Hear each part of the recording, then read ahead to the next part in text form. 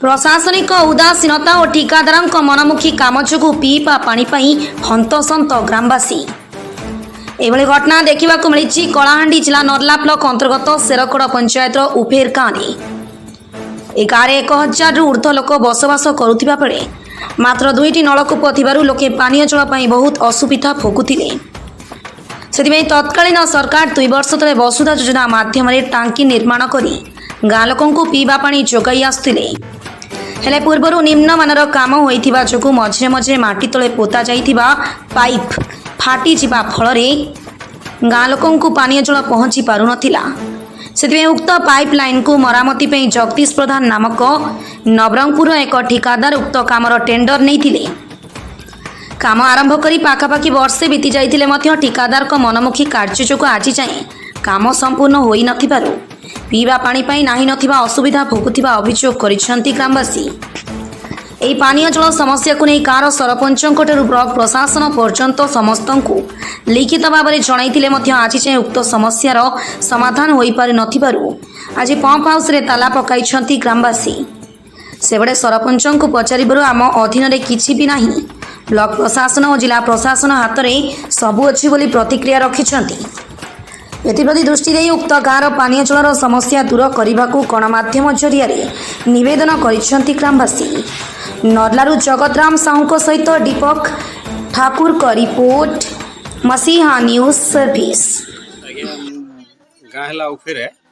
आने पानी बहुत समस्या अच्छे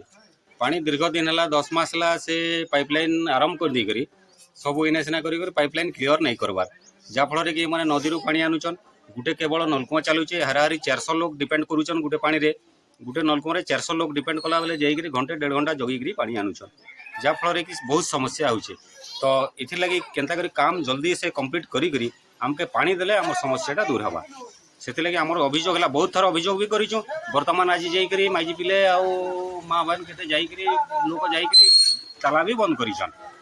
क्या ताला बंद पानी पंप रे ताला बंद करिछन पानी जेहेतु गुटे गाँ के छाड़ी बाकी सब गाँ सप्लाई करूछन जहाँफल कि अन्य गाँ पानी पाउछन आम गाँव में होचे दीपतल अंधार भाया आम गाँ पानी नहीं पाइबार कहाँ जे नहीं पानी नहीं आसबार से लाइन क्लीयर नहीं ना बोलिकर से पानी नहीं दबार ठिकादार नेग्लेक्ट करवार द्वारा लाइन ठीक से कर नहीं पारबार जहाँफल कि दीर्घ दिन से काम आरंभ कर तो दीर्घ वर्षे खाईगला से सब पाइपलाइन कर दीचे किंतु पानी कनेक्शन ठीक नहीं ना बोलिकर से पानी नहीं दबार। अपन सरपंच हिसाब से सब काना करिछन एति दिन हला ना केन दायित्व रे अपन गाँव बासी अभियोग करछन जे सरपंच एति दिन हला किछि काम नहीं करबा बोले ना अपन कोबा काना चाहछन। ठीक है धन्यवाद और जेहेतु आज आसिक आम गाँव के पहुँचले आ समस्या देखन आपण मैंने भल भाव जानी जे आमर जेन RWSS आम आसला पूर्वतन सरपंच मैंने जेन काम होता यहाँ मैंने आ बहुत दिन मान काम आग सब होता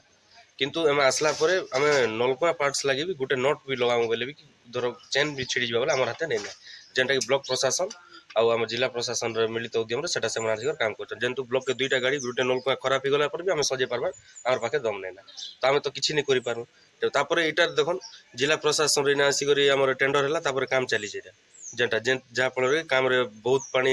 बही जाता काम चलला टेंडर है सेने भी आम किसी नहीं जानी पार